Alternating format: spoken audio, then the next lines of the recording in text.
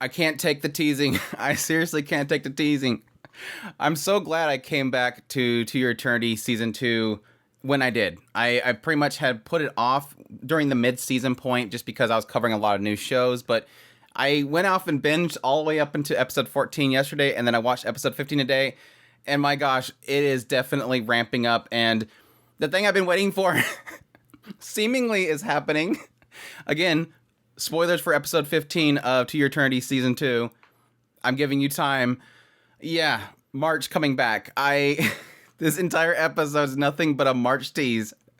And it really does have me wondering, is she the March of a ghost, or is she the March of when Fushi left her? Like the point in which she died. Because, yes, we know based on Bon and we know based on Tonari that these ghosts, the people that have been around Fushi, are with him. Like they're walking with him. Bon's seen them all walking alongside Fushi as he went through the streets.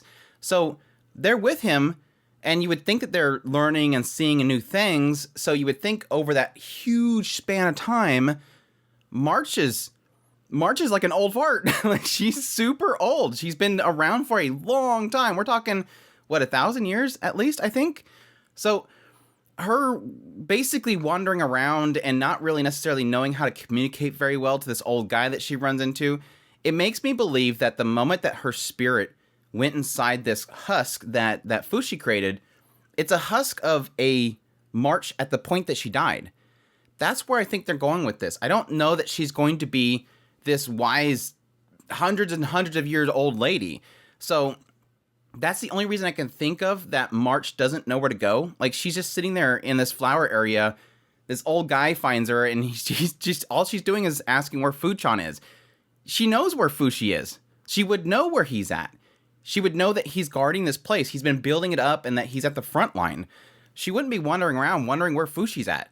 So again, it makes me believe that she's not... They might be able to unlock her memories as a spirit, and then she'll know all this information that she had been observing this entire time. But for now, I think she's got the mind of a child. She got the mind of March at the point of her death. Now, why would she be looking for Fu at that point? You would think that she'd be looking for Perona or something like that. But who knows? Because technically March died before Perona. And so you would believe that she'd be looking for Perona, not Fushi. So maybe that theory's out. maybe her mind hasn't had the chance to mature that entire time. Even though she was a spirit, maybe she never matures as a mind of a child. So we'll have to wait and see. But like I said, the end of that 14th episode, I immediately went to Discord and was like, holy crap, she's back. Like, finally, one of Fushi's friends has finally took on a husk. And I'm beside myself in excitement, because this is something I've been waiting for ever since they kind of insinuated it with Bon and that princess. So I'm super jazzed. The problem still remains is that we still have the moral conundrum that is with Bon. Tastypeach does not want that to happen. And he described his reasoning before, if I remember correctly, this has been a while, that he doesn't want Fushi to know that he can do that. Because if he finds out that he can do that, he will stop. He will no longer really care about what's going on around him, and he'll just stop. He'll no longer travel, and Bon at the time wanted to take Fushi and travel. He wanted to go out there and do these things and take out the knockers. Now, the weird thing is that I thought that after everything that befell Bon and faking his death and all that kind of stuff, I figured he changed. But it seems like Bon's, after all this stuff happened and he kind of got pulled back into the fold, he started wanting to do this again. Like, he went back to being this guy that wants to take down the knockers and protect people. So my assumption is that he went, even though I thought that he would finally say, hey, Fushi, I've been keeping this from you. Doesn't seem like he wants to do that anymore. Like, he's right back to where he was before. But Tastypeach is like my favorite character, but he's the character that I struggle with the most when it comes to the moral conundrums. Not telling Fushi something that honestly would help him. Fushi's in pain. He's always in pain. And he can easily help that pain by saying, don't worry, you can bring him back. But he doesn't. And it hasn't really described that Bon doesn't do that for a moral reason. Like, he doesn't want Fushi to believe, well, just let everybody die because you can bring them all back. It hasn't really gotten into that. He just keeps it from Fushi.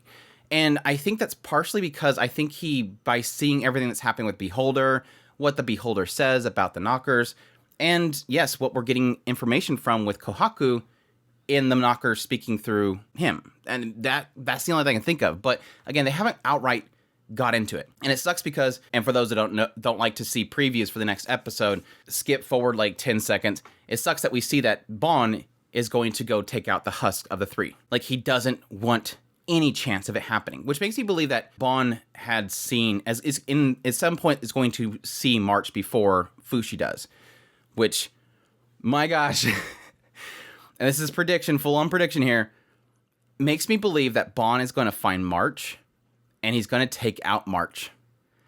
Oh, that's going to suck. Like, if that happens, I am going to hate Tastypeaches. I love Tastypeach, but that's going to be like, oh, I can't follow you no more, dude. And I know it's going to be okay that he does that technically because March is still there. It's not, that's kind of the nice thing that was presented when they introduced the aspect of the husk and the spirits going into the husk. Finally, it doesn't, and it sucks at the same time. It makes you feel like, okay, well, then death doesn't matter. But we've been going through so much pain this whole time, and Fushi has been going through so much pain at this point that it kind of makes it's a payoff. Because I think that was a clever thing for the writer to do and introduce in the story, because at some point it got fatiguing. Like, after that first core, at least, maybe going into the second core of the first season, at some point, I stopped caring. Like, they introduced a new cute character, and you're like, oh gosh, this character's so cute. They're gonna die. And then they die. And then at some point, you're going, why do I bother? I mean, I think it was probably Gugu and Rian. I think Reen. Gugu and Reen, when they passed away, it was like, I just don't care anymore. Like, any character they introduce, I don't know why I should care. Even with Tenardi, didn't care. Tastypeaches, granted, I do care. And yes, Echo, I care. But at some point, you get fatigued. And so I think introducing the idea of a husk and that they never left Fushi. It wasn't just that they left impact on him. He now has their forms. He can fight with them. They didn't fight with him, essentially. They are with him. Like, they are always with anybody that impacts on him. Is not just that he gains a husk. He gains their spirit that always walks at his side. He's never alone. And it sucks because I know it's going to be a huge game changer when finally Fushi knows that. And that's probably why the writer's trying to hold it back. Like, we don't want to reveal this yet because it's going to really change everything. I really don't want it to be that because I think most people believe that it's going to require Bon to die and then Fushi finds out because he changes into Bon. I don't want that to be it. I almost want to hope that before Bon dies, he's like, look, I've been able to do this. I'm going to die anyways. You're going to find out this anyways. I might as well tell you finally so that you don't have to find out from taking my form. They're with you. And it sucks. It really does suck. I think either way, it's going to suck. But no, I am kind of happy that I waited until 14, 15 before I started watching the show, because I will admit, like, that whole segment of Fushi the Builder,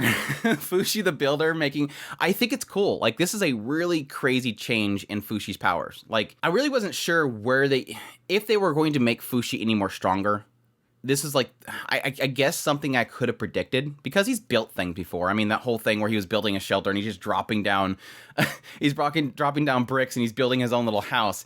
He's built things before, but it's always been to create an object and leave it, and not to create this massive thing and be a part of it.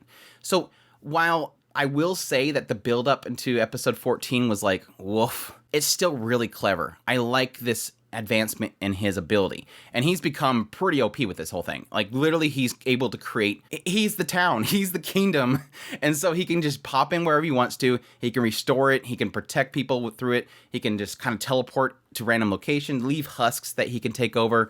It's crazy how he's advanced his ability. I wonder at this point if that's going to be the extent of his growth, besides going back to my previous theory that I had in my last video.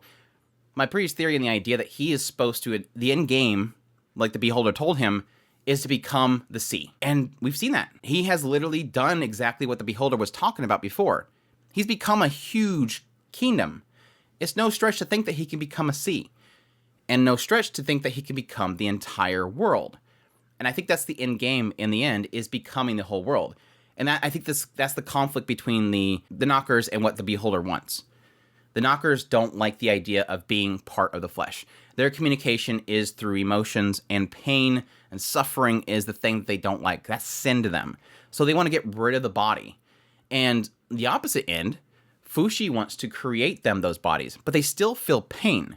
So if he does create husks for everybody, he rebuilds the whole world as himself, everybody can live on forever, but they always feel pain. So it's not what the knockers want. So that's that conundrum they're having. But yes, I put it off long enough. Echo. I love Echo. I knew I was going to love her. Her design was kind of odd when I first seen her, but I'm like, oh my God. Yeah, when they introduced her, I'm like, yeah, she's adorable. I love her. I want her to stick around. Now, I'm curious what she's going to be significance-wise to the story. She's an oddity. Again, we have pretty much, as we've seen so far, just nothing but humans in this world. And then Fushi and the knockers. Now, with Echo, she's this clay pot people, and they're able to communicate through these pots, which seems very weird. I mean, I can see it being this aspect of some sort of magical ability within the pot itself they speak through, but she's not really supposedly communicating outside of that. Now, the oddity that comes of it is that she's able to sense the knockers.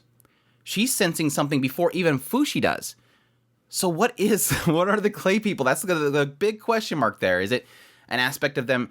They do say that, I believe they said that Eiko's family was taken out by the knockers, and that's when she was taken in and enslaved by these people. So the assumption is that it's not the knockers that had any sort of direct influence on what the clay pot people are, but it does make you wonder if there's some sort of outside influence as to how they can do that. We don't really have an established element of supernatural or magic outside of Fushi, the Beholder, and the knockers.